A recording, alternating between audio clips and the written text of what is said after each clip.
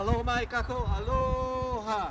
Aloha. Welcome to the ceremony where we're going to give honor where honor is due to Dr. Van Rees. Before that, sir, I want to acknowledge all of you being here today and contributing your life and putting your spirit into this area. Today is not February 2nd to show how well organized people know don't go against the Super Bowl. But as World Wetland Day, can you imagine a wetland more beautiful than this one? More beautiful. There's not a better place in the world than this wetland and the purpose that we are here today. You know, I was a Peace Corps country director and I had a lot of volunteers, but I never had as many as enthusiastic as you people are here, making this not only historically relevant, but culturally immediate and something very vibrant. Now, there are some people who actually are with you, even though they didn't live here. They researched and they blessed you by their research on the ecosystem.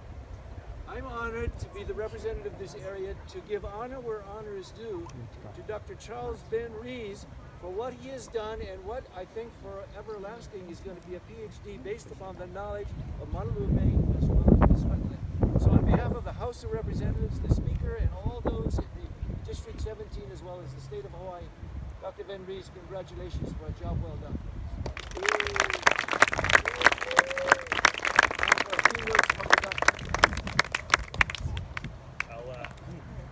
I'll see if I can keep this brief, a little bit brief.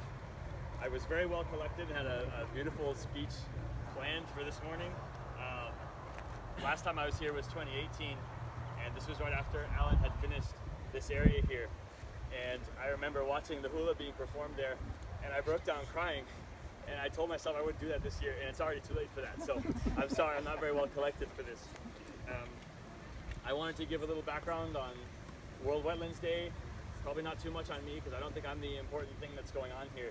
And I wanted to talk about why I think what we're doing today is so super important, if you'll let me. So first of all, thank you so much for being here. The big question that comes to mind for me is, why are we here? And I don't want to answer all that for you right now, because that's spoilers. We're going to have the whole day to figure that out. And actually, I want to ask you guys and hear from you by the end of the day, because I think everyone here will be able to tell me why we're here by 3:30 or whenever it is we're pound.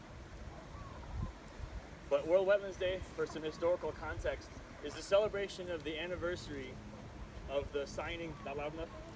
Okay, louder. I can be real loud. Anyway. Okay. So this is the anniversary of the signing of the Convention of Wetlands of International Importance, which was signed in Ramsar, Iran in 1971 on February 2nd. Everybody kind of stole my thunder making Super Bowl jokes already, so I'm not going to go there, but we're a few days late for very obvious reasons. Celebrations of World Wetlands Day started in 1997, so I think this makes this the, 23rd, 24th celebration now? And what happens is, all over the world, people get together to celebrate these valuable ecosystems that are disproportionately threatened, that support vast amounts of the native biodiversity in many areas of the world, and are declining precipitously and are in real crisis. We're going to learn a lot more about wetlands and why wetlands are important today. But it's very interesting to consider, why was it that a huge group of international politicians got together in 1971 to celebrate wetlands, of all things? And I hope at the end of the day today, you'll have a really good knowledge of why they did that and why wetlands are garnering that level of international attention back then and now today. But here in Hawaii, we're doing something even more than a lot of these groups were doing last weekend all over the world. Of course, the work they're doing is great. They're celebrating the natural history, the ecology, the history of wetlands. But here in Hawaii, we're also inherently in the process celebrating native Hawaiian culture. We're celebrating an indigenous relationship to the land, because freshwater wetlands are inseparable from native Hawaiian culture, from the kalalo'i to the fish ponds, the Aupua'a system of managing fresh water and land. These things are inherently together. I was researching the Alae'ula. That was the lens through which I approached wetlands, and that was completely inseparable from the land use of native people. The best historical accounts now, basically, they support the theory that the Alae'ula they didn't have very large populations on the islands until the Polynesians arrived and started managing the land, and the habitat for them expanded hugely. So people and endangered endemic wetland species were flourishing together.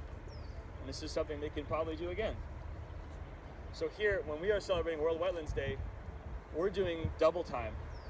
This isn't just about the wetlands. This is about our relationship to the land, our cultural and natural heritage, and we're celebrating all of that at once. I've been very fortunate recently to move to a new job in northwest Montana at the Flathead Lake Biological Station, where I'm a postdoctoral research biologist. And I've been living among Native communities there, which has also been a huge privilege, to learn from the First Nations people of North America. I've been spending time with people of the Flathead Nation, which is the Confederated Salish, Kootenai, and Condoré tribes, as well as the Southern Blackfeet or Amskapu-Piikani people.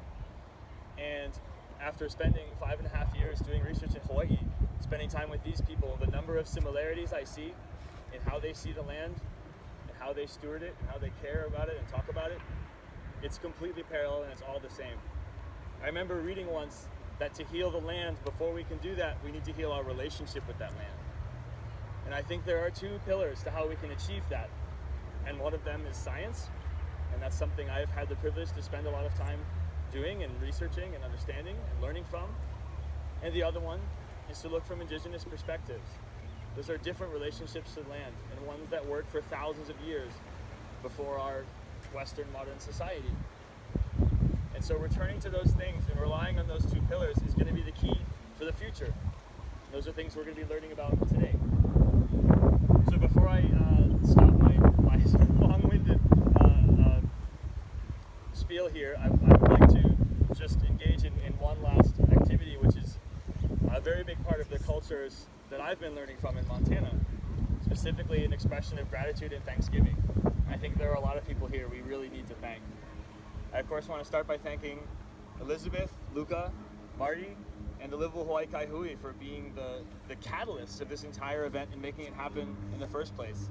Thank you from the bottom of my heart for making this happen.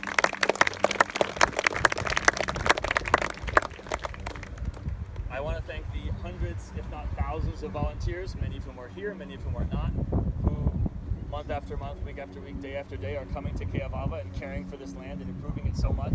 I have the really weird perspective of being like a migratory bird, and I come back here once a year for World Wetlands Day or to do research or what have you, and every time I come back to this wetland I can barely recognize it. It is really incredible the changes that are taking place here. And as a naturalist with really talented colleagues who can teach me about the native plants here, I recognize things that weren't here the last time I was here every time. It's incredible. So I want to thank the volunteers for all their incredible efforts who are doing the real important work on the ground here all the time. Thank you.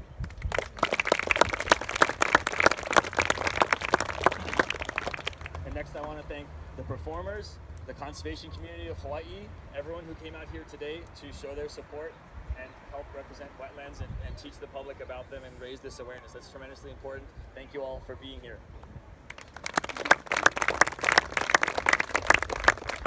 Okay, I promise I'm almost done. So lastly, I just want to thank the land itself and the ancestors who lived and died here, who are still here and still part of this land. We don't need to clap for the land because this day itself is that applause. All day today we are clapping for the land and it's going to hear us. So anyway, without further ado, let's get this started. Thank you so much. Before I turn it back to